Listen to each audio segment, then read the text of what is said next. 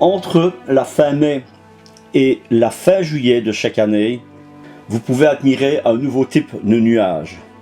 On les appelle les nuages noctulescents, également appelés les nuages noctiluques, également appelés les nuages polaires mésosphériques. Ce type de nuage, contrairement aux nuages habituels que vous pouvez voir en pleine journée et qui ne dépassent pas les 11 km d'altitude, se situe à une altitude de 70 à 100 km.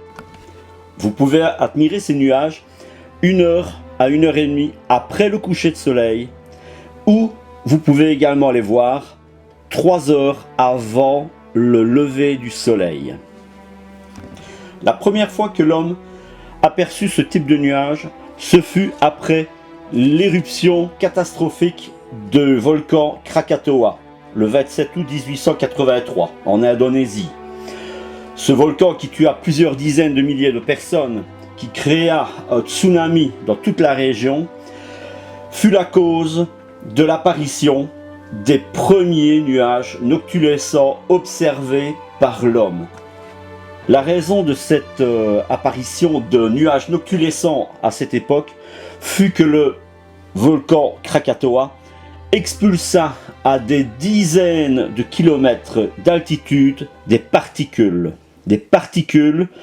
où l'eau de la mésosphère se figea et créa ainsi ces nuages noctulescents. Peut-être connaissez-vous le tableau Le Cri d'Edvard Munch, qui est un artiste norvégien expressionniste qui réalisa en 1893 ce tableau qui symbolise l'homme moderne emporté par une crise d'angoisse existentielle. Sur le paysage qu'il reprend, il y a un fjord d'Oslo, mais également des nuages noctulescents. C'est la première fois qu'ils furent représentés. Si Edvard Munch reprend ici des nuages noctulescents sur son tableau, c'est tout simplement parce qu'il les observa après l'éruption du volcan Krakatoa. L'explication de la visibilité de ces nuages noctulescents se trouve dans ce schéma. Ce schéma vous montre un observateur sur Terre qui se trouve dans la nuit. Il ne voit pas le soleil de là où il est. Il voit les étoiles. Le soleil est au minimum à 6 degrés sous l'horizon. Comme c'est en juin et en juillet que nous observons ce type de nuage, il est au moins à 6 degrés sous l'horizon nord. L'observateur ne voit plus les nuages habituels qui se trouvent dans la troposphère, c'est-à-dire les cumulus, les cirrus et compagnie. Par contre, les nuages noctulescents étant à une altitude de 70 à 100 km, le soleil les éclaire toujours. C'est pour cela qu'ils apparaissent blancs, voire bleu écarlate. Les nuages noctulescents, après l'éruption du Krakatoa, ont été observés en 1883 et ont commencé à être réobservés sous l'ère moderne, sous l'ère spatiale.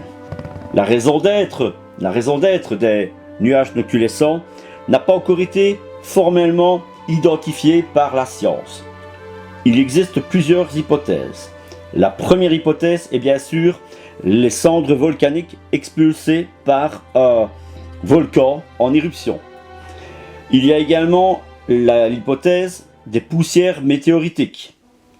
Et in fine, la version la plus reconnue maintenant et qui justifie que l'on voit ce type de nuage maintenant, c'est que nos fusées que l'on envoie dans l'espace brûlent de l'ergol d'oxygène et d'hydrogène qui rejettent de l'eau en brûlant, créant des cristaux de glace dans la mésosphère et créant de ce fait ce type de nuage.